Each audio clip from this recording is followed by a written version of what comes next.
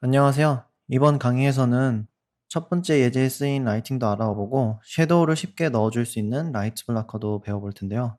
그리고 샷 하나하나씩 뜯어보면서 어떤 샷에는 어떤 부분을 주의했고 쉐이딩에서 배울 수 있는 점들을 찝어서 살펴보도록 하겠습니다.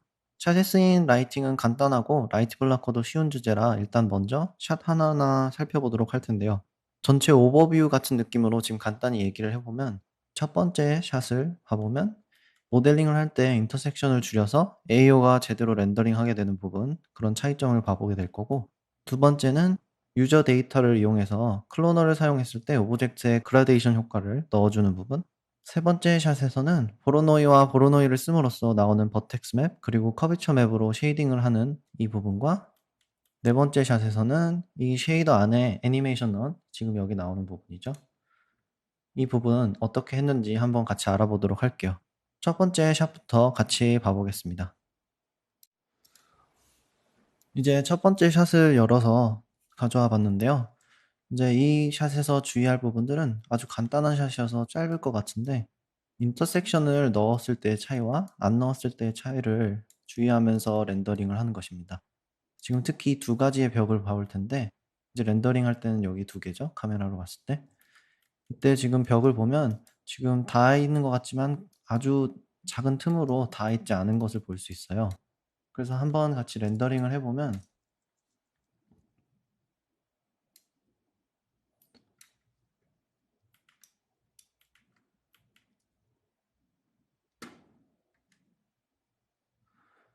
이렇게 아주 작은 표면과 표면이 닿는 부분에 컨택트 섀도우가 조금 형성되는 것을 볼 수 있습니다. 물론 지금 라이팅 자체가 조금 밝은 편이라서 엄청 티가 나지 않게 보일 수도 있는데, 그래도 어쨌든 여기 이렇게 있기 때문에 다른 벽이라는 느낌을 줄 수가 있게 되죠. 그리고 지금 예를 들어서 뒤에 있는 바닥과 닿는 이 부분은 인터섹트가 돼 있어서 티가 잘 안 나긴 하지만 이런 AO 부분이 잘 나오지 않습니다. 하지만 이 작업을 할 때 제가 여기 뎁스 오브 필드로 보케 효과로 여기를 확 날려주었고, 여기 마침 텍스처도 선이 이렇게 딱 맞아떨어져서 바로 그냥 진행을 했던 부분인데, 지금 이렇게 닿는 부분을 지오를 끌어와서 인터섹트를 시켜보도록 하겠습니다. 그럼 이런 식으로 AO가 조금 줄어드는 것을 볼 수 있어요. 여기 있던 컨텍스트 섀도우가 거의 사라지고 조금 더 비현실적인 느낌이 날 수 있겠죠. 특히 이런 클로즈업 상황일 때는 지금 예제에서 마지막 포스트 후보전까지 들어간 것을 보면은 이렇게 맞닿아 있는 부분이 이런 식으로 현실처럼 이렇게 떨어져 준다면 좀 더 현실적인 느낌을 낼 수 있겠죠. 하지만 이 부분이 3D 안에서도 이렇게 겹쳐 있는 상황이라면 이런 에어 부분이 제대로 계산이 되지 않기 때문에 그런 부분을 주의하고 렌더링을 한 샷입니다. 첫 번째 샷은 굉장히 간단했는데 두 번째 샷을 한번 살펴볼게요. 두 번째 예제 파일을 열면 이렇게 두 번째 샷에서 제가 애니메이션을 넣어 놓은 것을 확인할 수 있습니다. 예제에서도 쓰였던 애니메이션이고 간단한 트위스팅이 되는 모션이죠. 이 부분을 어떻게 만들었는지 살펴보면 여기 스컬프처 콜로소 C에 모그래프 시스템이 있는 것을 보실 수 있어요. 간단한 리니어 모드로 카운트는 9개, 그냥 9개의 모델링을 복사해 준 거죠. 안쪽으로. 복사한 후에 스텝 이펙터로 스케일과 두 번째에서는 이제 로테이션 이 부분을 스트렝스 애니메이션을 줘서 만든 아주 간단한 그런 애니메이션입니다. 제가 마지막 예제에서 파이널 아웃풋을 봤을 때 이렇게 은은하게 색깔이 점점 더 진해지는 그라데이션 효과를 넣기 위해서 유저 데이터 노드를 썼는데 이 부분을 한번 살펴보도록 할게요. 먼저 유저 데이터 노드를 쓸 때 이런 그라데이션 효과를 낸다면 우리가 먼저 모그래프를 썼다는 것을 알고 있어야 되니까 이 부분을 말씀드렸던 거고, 렌더링을 같이 하면서 한번 살펴보도록 하겠습니다. 지금은 간단한 매테리얼을 제가 연결을 시켜 주었고, 이 상태에서 유저 데이터 노드를 찾아보면 유틸리티 칸에 유저 데이터가 따로 있습니다. 여기에 다양한 유저 데이터가 있는데 저희는 색깔을 사용할 것이기 때문에 색을 가져올게요. 컬러 유저 데이터를 가지고 오고 창도 조금 키워서 볼게요. 연결을 해보면 그냥 검은색으로 나옵니다. 어트리뷰트 창을 보면 이렇게 우리가 쓰고 싶은 데이터를 넣어줄 수 있는 곳이 있어요. 그리고 다행히도 이제 레드시프트와 시네마 4D가 이제 연동이 되니까 자체적으로 모그래프의 데이터를 가지고 올 수 있습니다. 그 이외의 것도 가지고 올 수 있지만 여기서는 모그래프를 봐 볼게요. 모그래프를 봐 보면 컬러가 있고 인덱스 레이시오가 있는데, 컬러는 이제 모그래프 자체에서 우리가 썼을 때 클로너의 색깔을 바로 가져올 수 있어요. 그래서 만약 필드에 컬러가 있다면 필드의 컬러를 가지고 올 수 있고 그런 방법이 있겠죠. 하지만 우리는 인덱스 레시오를 쓸 건데, 인덱스 레시오는 이제 클로너가 오브젝트를 복사해 줬을 때 복사된 오브젝트마다 0, 1, 2, 3, 4 이런 식으로 인덱스를 주게 됩니다. 그리고 이제 컬러 유저 데이터 노드에서 인덱스 레시오를 불러들이게 되면 이런 식으로 이름이 붙으면서 0은 흑이고 1은 백색이죠. 이렇게 가지고 오는 것을 볼 수 있습니다. 이게 약간 램프랑 비슷하게 보일 수도 있는데, 모그래프에 써진 오브젝트를 램프를 바로 넣게 되면은 생각했던 결과와는 다르게 개별적인 오브젝트에 다 램프가 적용되는 것을 보실 수 있어요. 이렇게 되면 저희가 원하는 그런 효과도 내기가 힘들겠죠. 호리전틀로 바꾼다 하더라도 아예 이런 식으로 떨어지지, 이렇게 쭉 당겨와 보면 오히려 패턴 같은 게 만들어지지 그라데이션 효과를 만들기에는 조금 문제가 있겠죠, 이런 상태로. 그래서 써준 게 컬러 유저 데이터 노드입니다. 그리고 이제 이 부분을 좀 더 살펴보면 가지고 오는 데이터들을 조금 더 우리가 원하는 숫자로 바꿔주기 위해서는 체인지 레인지 노드라는 게 쓰여요. 체인지 레인지 노드는 매스 노드인데, 매스에서 이렇게 들어갔을 때 스칼라 벡터가 있죠. 컨스턴트는 그냥 한 가지 숫자를 골라주는 거고, 스칼라는 이제 우리가 평소에 생각할 수 있는 숫자들 0.1, 0, 마이너스 1 이런 식으로 된 숫자들이고, 벡터는 세 가지를 가지고 오는 건데, 스칼라에서 우리는 체인지 레인지를 한번 가지고 오겠습니다. 체인지 레인지의 노드의 상태를 봐보면 인풋을 넣을 수 있고, 올드 민, 올드 맥스, 뉴 민, 뉴 맥스 이렇게 5가지가 있죠. 그래서 이게 어떻게 사용될지 한번 생각을 해보면, 유저 데이터 노드도 여기서는 흑백, 여기서는 흰색이잖아요. 보통 이런 3D 프로그램에서는 흑이면은 값이 0이고 100이면은 값이 1이겠죠. 이런 식으로 돼 있는데, 중간이 0.5라고 하면은 이 체인지 레인지 노드는 지금 우리 유저 데이터 노드를 넣은 것처럼 이런 식으로 쭉 올라가는 0부터 1까지 이렇게 돼 있는 램프 같은 효과라면은, 체인지 레인지에 넣었을 때 이 부분들을 우리가 마음대로 바꿔줄 수 있게 됩니다. 예를 들어서 올드는 인풋이 되는 것을 자체를 바꿔주는 거고, 뉴는 아웃풋 되는 것을 자체를 바꿔주는 건데, 예를 들어서 우리가 넣어줄 값이 지금 0부터 1이라는 것을 알고 있잖아요. 흑부터 100 나오니까. 그래서 만약 나올 때 우리가 1이라는 숫자를 쓰고 싶지 않고, 만약 예를 들어서 0부터 100으로 바꾸고 싶다. 여기를 100으로 바꾸고 싶으면 new range max를 100으로 올려주면은 이 상태는 그대로 유지하는데 나오는 값은 이제 100까지 올려주게 되는 거죠. 그런 식으로 쓸 수 있는 게 체인지 레인지예요. 굉장히 상당히 많이 쓰이는 노드 중에 하나이기도 합니다. 조금 뭔가 복잡해 보일 수도 있는데 쓰다 보면은 굉장히 익숙하게 쓸 수 있어요. 그래서 연결을 해서 결과값을 한번 보도록 할게요. 0부터 1에서 다시 0부터 1을 내주니까 똑같겠죠? 당연히 똑같은 결과가 나오는데, 이제 0부터 100까지 해줄 수도 있고, 컬러 자체에서는 클램핑이 돼서 나오죠? 하지만 나오는 값은 숫자로 나오니까 이 부분을, 예를 들어서 우리가 컬러가 있다, 이런 식으로 컬러를 사용하고 있는데, 지금 예제처럼 좀 주황색으로 만들어 볼게요. 주황색인데 여기서 컬러 코렉트를 이용해서 색을 조금 다양성을 주고 싶어요. 근데 컬러 코렉트에도 이런 감마나 휴, 세츄레이션 이런 거에 다 포트가 있어서 넣어줄 수 있잖아요. 그래서 체인지 레인지 노드로 우리가 0부터 1 값치의 값을 감마인 기본값인 1부터 3까지 내놓는 걸로 이 부분을 감마에 연결해서 해보면 이런 식으로 그라데이션이 잡히는 것을 볼 수 있습니다. 그래서 이렇게 손쉽게 컨트롤을 할 수 있겠죠. 감마를 바꿔주는 것 말고도 엄청나게 다양하게 바꿔서 이 유저 노드 하나로 굉장히 다양한 것을 만들 수 있게 됩니다. 휴를 바꿔줄 때는 휴는 좀 더 밸류가 높으면 되겠죠? 이런 식으로 무지개로도 바뀌기도 하죠. 이렇게 손쉽게 컬러를 바꿀 수 있는 게 유저 데이터 노드입니다. 그래서 제가 실제로 예제에 쓰였던 이 부분을 만들었을 때 이런 디테일 같은 거랑 다 어떻게 넣었는지 실제 매테리얼을 한번 살펴보도록 할게요. 조금 거대하고 좀 거미줄 같이 꼬여 있는데 연결을 해서 살펴보고, 저희가 배우지 않았던 것 중에서 쓴 거는 RS 머리라는 이거 하나뿐인데 이것도 수학 노드 중에 하나예요. 그래서 수학에서 머를 가져오면 이 머리라는 거는 그냥 곱하기를 해주는 겁니다. 두 가지 인풋을 넣어주고 그 두 가지 인풋을 멀티플라이, 포토샵에 있으면 이제 멀티플라이 모드겠죠. 그런 식으로 곱하기를 해주는 건데 그거를 이용해서 이런 스케일이나 오프셋도 맵을 딱 넣었을 때 그냥 맵을 넣는다면 이런 식으로 패턴이 생기겠죠. 다 똑같이 적용이 되지만 하지만 트라이플레이너에 스케일과 오프셋을 이렇게 넣어주면 이렇게 오프셋이 오브젝트마다 다 다르게 나올 수 있겠죠. 이런 식으로 체인지 노드에 값을 새로 먹여주고 멀티플라이를 어느 정도 하면서 다양한 맵의 오프셋을 하나의 쉐이더에서 다 쓸 수 있게 됩니다. 다시 중요한 색깔로 돌아와서 봐보면 색깔도 굉장히 뭐가 많이 연결이 되어 있는데 유저 노드에서 시작돼서 아까 우리가 만들었던 것처럼 체인지 레인지 노드를 이용해서 이 세 개 컬러 코렉트를 넣어줘서 감마랑 휴를 바꿔주었어요.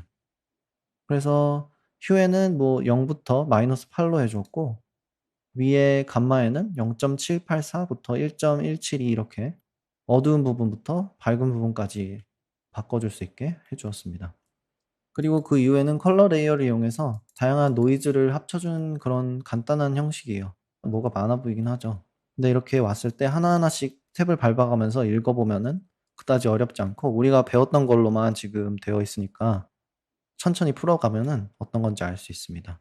컬러 레이어에서는 나와서 또다시 컬러 코렉트 여러 개를 겹쳐서 다양한 색을 좀 더 넣어주고 있어요. 이런 식으로 좀 더 변화가 됐죠. 맵들과 노이즈 같은 것도 이런 식의 점박이 노이즈들도 중간에 껴 있어서 아주 작은 그런 디테일들을 넣어줄 때 사용된 것입니다. 그래서 마지막 쉐이더는 멀티 SSS 우리가 배웠던 부분을 정확히 그냥 그대로 사용해서 이렇게 작은 그라데이션 효과를 넣었고 디테일도 편하게 체인지 레인지 노드와 유저 데이터를 사용해서 만들게 되었어요. 이제 세 번째 샷을 살펴보면서 보로노이 부분도 봐보도록 하겠습니다. 세 번째 샷을 열어보면 뭐 딱히 그렇게 특별한 부분은 없는 샷인데 한 가지 제가 얘기하고 싶은 부분은 이 보로노이를 썼던 이 스컬프처에 대한 부분인데요. 보로노이는 이제 모그래프 시스템 중에서 여기 있는 보로노이 프랙처를 사용하게 됐어요. 보로노이 프랙처를 사용하게 되면 써지는 오브젝트를 이렇게 여기 있는 오브젝트인데 키주게 되면 C4D가 보로노이 프랙처가 이런 식으로 쪼개주게 되죠. 그 안에서는 이제 소스에서 포인트 어마운트를 늘려서 쪼개주는 양을 더 정해주거나 할 수 있는 그런 시스템입니다. 보로노이에서 봐볼 부분은 특히 쉐이딩에서는 셀렉션 탭에 와보면 이렇게 벌텍스 맵을 가지고 올 수 있게 돼요. 그래서 벌텍스 맵을 봐보면 이런 식으로 보로노이 옆에 벌텍스 맵이 붙은 게 보입니다.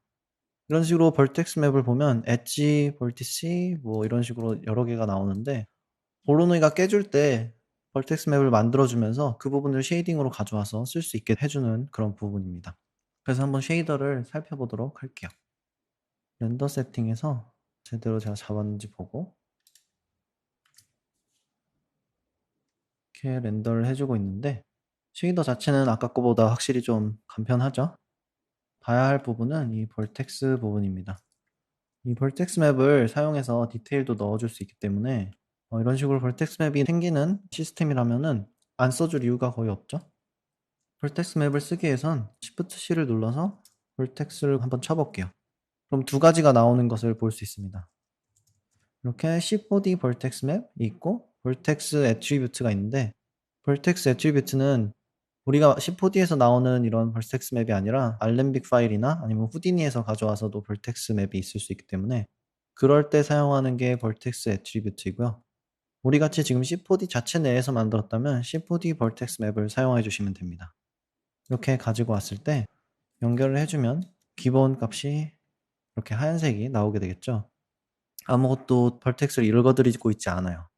그러면은 보로노이 프랙처 여기서 벌텍스 맵을 한번 드래그 앤 드랍 해 보겠습니다. 인사이드라 아무것도 보이지 않고 이제 아웃사이드는 이런 식으로 바깥이 보이고 우리가 쓸 부분인 엣지를 가지고 오면 깨진 부분의 엣지를 이렇게 가져올 수 있게 됩니다. 이 부분을 이용해서 제가 렌더링을 했을 때 이렇게 작은 디테일을 넣어줄 수 있게 된 거죠. 이런 식으로 디테일을 조금씩 넣어준 겁니다. 그래서 만약 그 부분을 사용하지 않는다면 그냥 평범한 살짝 쪼개진 부분만 있겠지만 좀 더 과장시킬 수 있게 이런 스컬프처 쉐이더에서 크롬 쉐이더를 이용해서 두 가지를 섞어준 그런 거예요. 그래서 지금 보면 여기서 벌텍스 맵을 읽어드리고 있죠. 그리고 벌텍스 맵을 다시 살펴보면 복회 효과를 한번 꺼서 정확히 봐보도록 할게요. 가보면 이런 식으로 되어 있는데 우리가 맵 자체를 보면 이렇게 링 테두리에도 생긴 것을 볼 수 있습니다. 이 부분은 제가 커버처라는 노드를 통해서 넣어준 건데요. 커버처는 이제 다음 강의에서도 다뤄보게 되겠지만 여기서도 간단히 썼으니까 한번 알아보면 옥테인에서는 덜트 노드라고 비슷한 게 있지만 레드시프트에서는 커버처라고 표기되어 있는 부분이 있는데 커버처를 불러오면 이제 이 쉐이더에 적용된 오브젝트의 굴곡을 레드시프트가 계산을 해줘서 나오게 되는 부분입니다. 제너럴 탭을 한번 봐보면 크게는 그냥 두 가지죠. 컨벡스 아니면 컨케이브인데 컨벡스는 이렇게 바깥의 엣지를 잡아주고 컨벡스는 안쪽의 엣지를 잡아주게 됩니다. 그래서 저는 컨벡스를 이용해서 이런 식으로 더 작은 디테일을 좀 더 넣어준 거예요. 물론 이제 깨진 부분에 커비처가 굴곡이 생기겠죠. 그래서 잡아주곤 있는데 벌텍스 맵으로도 좀 더 효과를 확실하게 낼 수 있으니까 이렇게 잡아주었고 컬러 레이어로 두 가지를 애드해서 합치면서 체인지 레인지로 좀 더 대비를 주고 컨트라스트를 준 거예요.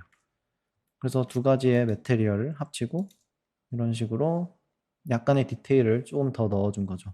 그래서 그냥 아무것도 없을 때 스culpture를 살펴보면 이런 식으로 조금 밋밋한 느낌 그런 게 있는데 커비처를 사용해 주면은 좀 더 우리가 깨졌다는 부분을 확실하게 표현을 해줄 수 있겠죠. 간단한 부분이었고 다음 샷에서는 이제 벌텍스의 이 맵 우리가 배웠던 부분을 가지고 애니메이션도 추가하고 필드도 사용하고 X그룹도 한번 살펴보고 여러 가지 쉐이더들을 만들었던 부분을 한번 봐보도록 하겠습니다. 다음 샷을 열기 전에 유저 데이터 노드를 살펴볼 때보다 조금 더 복잡할 수 있으니까 여기에 제가 떼어와서 어떻게 벌텍스 맵을 넣고 효과를 줄 수 있을지 따로 한번 살펴보고 샷을 열어보도록 할게요. 먼저 벌텍스 맵을 넣어주기 위해서 토러스 오브젝트를 여기서 바로 가져와서 그냥 몇만 더 넣어주고 에디터블화 시켜서 이런 식으로 폴리곤이 선택되는 에디터블화된 토러스를 가지고 왔습니다. 그리고 이제 벌텍스 맵을 쓸 거니까 당연히 벌텍스 태그를 붙여줘야 하는데 이렇게 클릭한 상태에서 Shift C를 누르고 벌텍스를 치면은 여러 가지 다양한 선택권이 나오는데 우리는 벌텍스 컬러 태그 이 부분을 클릭해서 태그를 추가해 줄게요. 벌텍스 컬러 태그를 넣으면은 기본적으로 이렇게 검은색으로 나오는데 이렇게 바로 페인터 모드로도 바뀌었죠. 그래서 이렇게 그리면은 자기가 원하는 곳에 벌텍스 맵을 그려줄 수도 있긴 합니다. 다만 이렇게 되면 우리가 애니메이션을 넣기는 좀 적합하지 않겠죠? 그래서 이제 필드를 사용해서 우리가 애니메이션을 넣어 볼 텐데 벌텍스 태그를 클릭했을 때 이렇게 유즈 필드가 있어요. 유즈 필드를 클릭해서 우리가 자주 사용하는 필드를 여기서 가져올 수 있습니다. 저는 스피어 필드를 가져와서 넣어 볼게요. 이렇게 바로 색깔이 변한 걸 볼 수 있죠. 스피어 필드의 색깔을 바로 적용시켜 주고 있어요. 무브 툴로 바꿔서 움직여 보면 이런 식으로 스피어 필드가 있는 곳에만 이렇게 적용이 되고 있는 걸 볼 수 있죠. 그래서 이 부분을 이용해서 영상에서는 이렇게 쭉 올라가던 그런 쉐이더를 만들어 볼 수 있을 텐데 주의할 점은 이제 이렇게 누르지 않은 상태에서는 보이지 않고 그래서 꼭 벌텍스 컬러 태그를 꼭 눌러주고 이제 움직여주면은 손쉽게 어떻게 되고 있는지 상황을 볼 수 있겠죠. 대부분 마스크 맵들도 그렇고 램프 이런 것도 흑백이잖아요. 아무래도 흑백으로 돼 있는 게 편할 테니까 필드의 컬러도 다른 이상한 색 말고 밸류도 끝까지 다 써줄 수 있게 아예 하얀색으로 해주고 이런 식으로 마스크를 만들어 볼 수 있게 됐습니다. 이 부분을 이용해서 이제 다음 샷에서 버텍스 컬러를 이용해서 쉐이딩 애니메이션도 넣어 보도록 할게요. 샷을 열었을 때 이런 식으로 두 가지의 필드가 있다는 걸 보실 수 있어요. 스컬프처를 보면 스컬프처 B 여기 이 부분인데 이렇게 두 가지의 필드가 있고 여기 널이 애니메이션이 잡혀 있어서 올라가는 아주 간단한 애니메이션이죠. 쉐이더를 한번 살펴볼게요. 렌더링을 하면서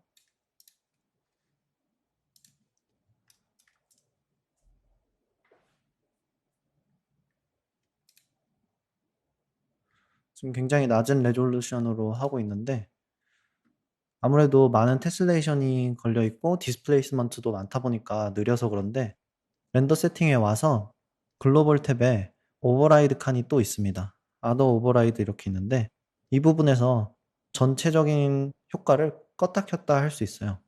그래서 좀 더 우리가 빠르게 확인하기 위해서 디스플레이스먼트 같은 자세한 디테일은 이 강의 내용에서는 중요하지 않다 보니까 꺼주고 레졸루션을 올려서 한번 봐보도록 하겠습니다.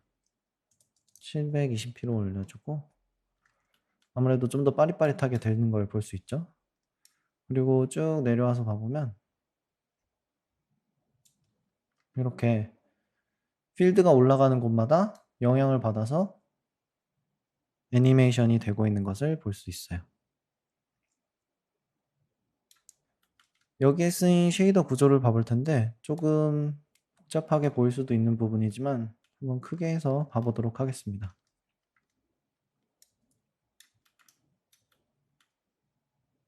여기도 저희가 필요 없으니까 마우스 중간 클릭을 해서 닫아줄게요. 카메라는 락을 시켜주고 이 샌드위치 아이콘을 중간 클릭하게 되면 이렇게 닫아줄 수 있습니다. 그리고 아무래도 화면이 되게 넓다 보니까 이런 식으로 레이아웃을 바꿔서 살펴볼게요. 되게 뭐가 많아 보이는 그런 노드 구조인데 일단 이 노드를 만들 때 첫 번째 생각은 이 콘크리트 느낌의 돌과 그리고 이런 골드 스팟들 그리고 필드가 지나갈 때 노이즈를 함께 필드로 슉 훑으면서 이 골드 스팟들이 생기는 그런 효과를 내고 싶었던 거를 먼저 머릿속에서 구상을 했었어요. 그래서 그것에서 가장 중요한 부분은 머릿속에서 파트를 나누는 거였는데 일단 밑에 스컬프처를 만들면서 이 골드 스팟이 적용된 돌 스culpture는 쉐이더로 이미 만들었는데 그 부분이 바로 이 부분입니다. 이쪽 이렇게 연결되는 부분이죠. 지금은 디스플레이스먼트까지 생각하기엔 조금 많으니까 이 부분은 조금 무시를 하면서 봐보도록 할게요. 그리고 지금 노드를 살펴보면 이렇게 리마크라고 Shift C를 눌렀을 때 리마크라는 노드를 불러오게 되면 이 다양한 기능이 있는 노드가 아니라 그냥 이렇게 노트를 남길 수 있는 노드입니다. 그래서 가끔 저도 헷갈리지 않게 이런 식으로 남겨두는 그런 노드예요. 지금 same as bottom sculpture라고 했는데 여기 바텀에 있는 부분은 쉐이딩 애니메이션이 들어가지 않았었죠. 그래서 그 부분을 그대로 복사 붙여넣기 해준 부분이에요. 이 돌 부분을 연결해 보면 골드 스팟 부분이 사라졌죠. 이 부분은 이제 그냥 골드겠죠. 그리고 그 부분을 섞어주는 게 여기 블렌더고 이런 스팟을 만들어준 건 우리가 강의에서 만들었던 똑같은 노이즈를 사용해서 만들어 주었습니다. 이런 노이즈를 사용해서 섞어 주었어요. 그게 첫 번째 구조인데 이제 시작점 포인트는 잡히게 된 거죠. 이렇게. 그리고 그 다음에 골드 효과를 내야 된다면 또 다시 다른 골드가 필요할 텐데 그 부분은 이제 우리가 만들어 두었던 이 골드를 복사 붙여넣기 해서 위로 가져왔습니다. 그래서 똑같은 애예요. 얘랑 지금 얘랑 이 부분이랑 이 부분이랑은 그냥 복사 붙여넣기 해서 가져온 거죠. 이제 구조도 똑같이 생겼고요. 그리고 그 가장 위에 있는 것을 봐보면 이런 식으로 X그룹이라고 되어 있는 것을 보실 수 있어요. X그룹은 Shift C를 해서 찾아보려고 해도 보이지가 않죠. 이거는 엑스프레소 노드인데 이렇게 노드가 너무 많거나 조금 복잡해진다 싶을 때 정리해주기에 아주 적합한 그런 노드입니다. 그래서 오른쪽 클릭을 해서 empty X그룹이 있어요. 이 안에 이런 식으로 쉐이더 그래프 안에 쉐이더 그래프를 넣어줄 수 있는 그런 유용한 부분이죠. 그래서 이렇게 오른쪽 클릭을 해서 이 메탈 이 부분을 X그룹으로 바꾸고 싶다. 그러면 이렇게 다 선택된 상태에서 convert X그룹 하면은 이런 식으로 정리가 돼서 나온 걸 볼 수 있어요. 지금 필요가 없고 그리고 이 부분은 X그룹에만 넣어져 있지 여기 있는 돌 쉐이더랑 똑같습니다. 그대로 가져와서 쓰고 있어요. 그래서 제가 복사를 해올 때 X그룹에만 넣은 거죠. 그래서 지금 이 부분이 하나로 보면 되고 그 다음이 여기, 그 다음이 여기 이런 식으로 하나, 둘, 셋 이런 구조로 되어 있는 겁니다. 그리고 나머지 애들만 보면은 이제 어떻게 섞였는지 볼 수 있겠죠. 그래서 마지막 매테리얼 블렌드를 보면은 이런 식으로 우리가 만들어준 세 가지의 구조가 모두 연결돼 있고 세 가지 구조에 따른 블렌더 컬러가 연결이 되어 있어요. 마스크죠. 그래서 마스크를 한번 살펴보면 첫 번째는 아주 간단합니다. 우리가 뷰포트를 아까 봤을 때 두 가지의 필드가 있었잖아요. 이렇게 퍼스트, 세컨드 있었는데 이거는 벌텍스 02 세컨드 부분이겠죠. 이렇게 벌텍스 컬러도 여러 개 넣을 수 있는데 벌텍스 컬러 두 번째를 사용하고 있고, 그리고 그 밑에 있는 거는 첫 번째 벌텍스 컬러를 가지고 오고 있어요. 그래서 뷰포트를 다시 봐보면 이렇게 벌텍스 컬러를 눌렀을 때 효과가 보이는데, 벌텍스 컬러 02 얘는 지금 애니메이션을 봐보면 이런 식으로 쓱 올라가고 있죠. 벌텍스 01은 벌텍스 02보다 살짝 위에 위치해 있는, 다를 거 없는 그냥 조금 작은 얘도 이렇게 쭉 올라갑니다. 그래서 벌텍스 첫 번째 필드가 올라간 후에 두 번째 필드가 그 다음으로 따라오게 되는 거죠. 우리가 세 가지 구조를 만들었는데 첫 번째는 돌 구조에서 골드 애니메이션이 생기고, 지금 예제를 살펴보면 애니메이션이 걸릴 때 이렇게 첫 번째 돌만 있는 부분, 이제 두 번째 골드만 있는 부분, 세 번째는 골드가 지나가고 난 자리에 바텀에 있는 이 부분과 똑같이 변화시켜주는 부분이 세 번째가 되겠습니다. 그래서 그 부분들을 섞어주기 위해서 쓴 게 벌텍스 맵이니까 첫 번째 필드가 노이즈고 골드만 나오게 해주는 부분, 두 번째 부분이 이제 남겨지는 골드 스팟이 있는 부분, 이렇게 되겠죠. 그래서 첫 번째 벌텍스 맵을 보면 연결을 해서 같이 봐보도록 할게요. 다시 닫아주고 렌더를 해보면 첫 번째 벌텍스 맵은 벌텍스 맵 그대로 가져오고 노이즈가 이렇게 생긴 노이즈인데, 스툴프라는 이 노이즈를 사용해서 이 두 노이즈를 서브스트랙 시켜서 벌텍스 맵이 있는 곳에만 노이즈가 나타나게 해주고 있어요. 이렇게 벌텍스를 한번 새로 고침하면 이제 다시 뜨겠죠.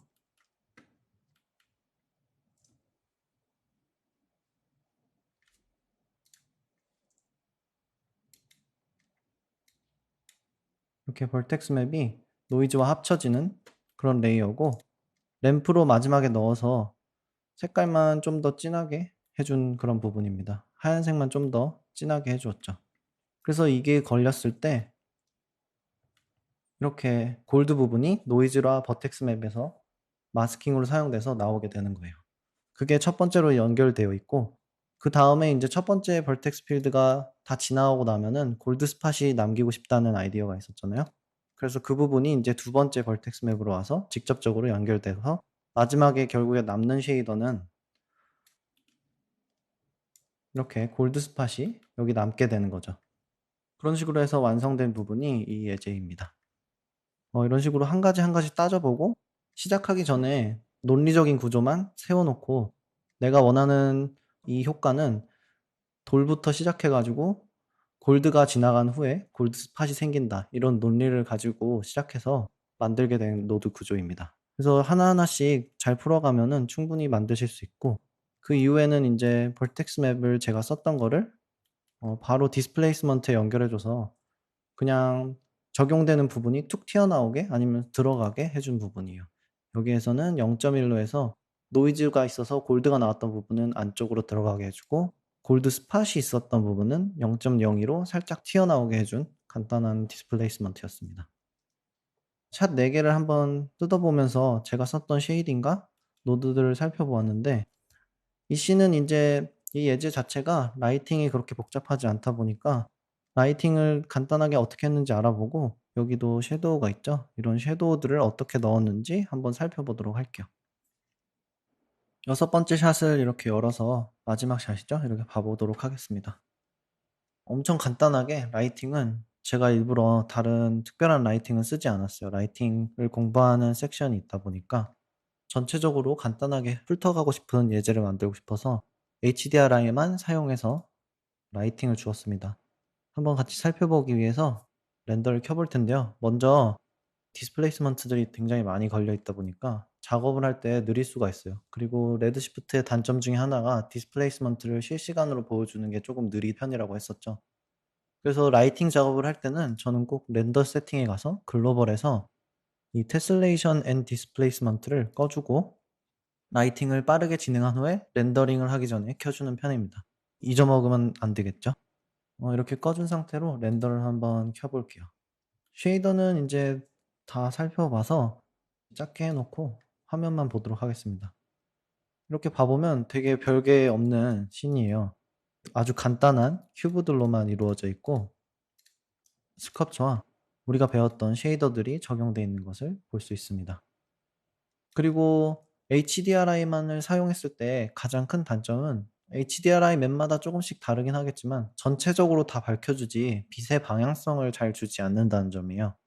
빛의 방향성이 있다면은 아무리 작은 방향성을 확실하게 주지 않더라도 조금만 있더라도 눈을 이끌 수 있는 효과가 될 수가 있으니까 그 부분을 위해서 라이트 블라커를 사용해 주었습니다. 그래서 인제 라이트 블라커는 이 두 가지 부분인데 이 부분이 만약 없다면 어떻게 생기는지 봐 볼게요. 이런 식으로 쪼금 뭔가 공허한 느낌이 바로 생겼죠. 그래서 비교를 하기 위해 좀 스냅샷을 찍어 보면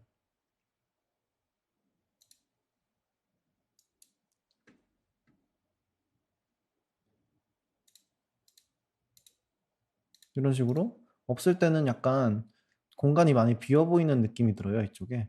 그런데 라이트 블라커만 이용해서 이렇게 섀도우를 넣어 주니까 쪼금 그래도 찬 느낌이 확실히 나긴 하죠.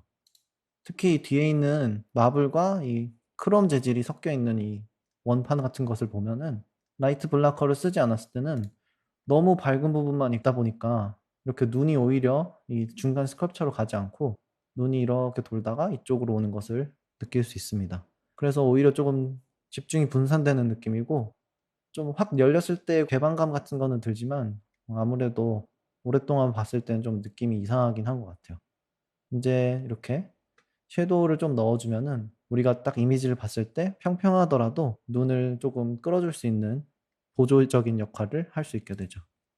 그것을 어떻게 넣었는지 살펴보면 쉐이더는 진짜 쉐이더라고 할 것도 없이 이렇게 색깔을 어두운 색깔로 맞춰준 디퓨즈 색에 리플렉션은 아예 꺼져 버렸어요. 다른 일은 아예 해 주지 않고 싶기 때문에 꺼져 버렸고 그냥 색깔만 이런 식으로 되어 있는 아주 간단한 재질을 입혀 놓았고 그 부분을 움직이면서 제가 라이팅을 할 때 '이쪽으로 넣으면은 쪼금 더 괜찮겠다.' 이런 식으로 하면서 움직이면서 이렇게 섀도우를 잡아 준 부분이에요. 그래서 지금 앞쪽에는 아무 섀도우가 있지 않은데 예를 들어서 지금 제가 만들었던 이 라이트 블라커를 다시 컨트롤 누른 상태에서 움직여서 복사를 해준 다음에 크기를 키워 볼게요.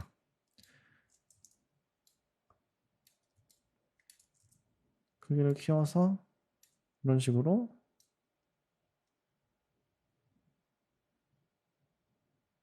움직여 가면서 어디에 무엇이 있는지 그리고 다른 재질 때문에 렌더링이 좀 오래 걸린다 싶으면 이렇게 바로 그냥 클레이 모드를 눌러서 빠르게 쪼금 더 작업을 할 수 있겠죠. 이쪽으로 좀 올려 주면은 이렇게 섀도우가 생기는 것을 볼 수 있습니다. 이렇게 간단한 큐브만으로도 눈을 끌어줄 수 있는 보조 효과를 하는 섀도우를 넣어 줄 수 있죠. 이런 식으로 없던 섀도우가 빠르게 생겼습니다. 물론 이제 이 부분을 창틀처럼 클로너를 이용해서 이런 식으로 엄청 러프한 모델링이지만 이런 식으로 넣어 주면 스케일에 따라서 그리고 HDRI에 따라서 섀도우 같은 것도 모양이 쪼끔씩 달라질 수 있겠죠. 섀도우 블러커를 이용해서 라이팅을 한 아주 간단한 씬이었습니다. 이제 이렇게 첫 번째 예제를 끝마치게 되었습니다. 전체적으로 레드시프트를 사용하는 데 익숙해지셨으면 좋을 것 같아요. 제가 만든 예제 6 가지 샷 모두 업로드해 놓을 거니까 가지고 가셔서 더 뜯어보고 노드의 구조도 살펴보시면 좋을 것 같아요. 저도 텐드릴에서 처음 시작했었을 때는 잘하는 아티스트의 씬 파일을 부탁해서 한번 열어보기도 하고 그런 식으로 공부를 많이 했었던 것 같아요. 다음 강의에서는 다음 예제인 퍼즐을 시작할 텐데요. 좀 더 쉐이더에 집중해서 더 많은 기능들과 이쁜 재질들을 만들어 보도록 하겠습니다. 감사합니다.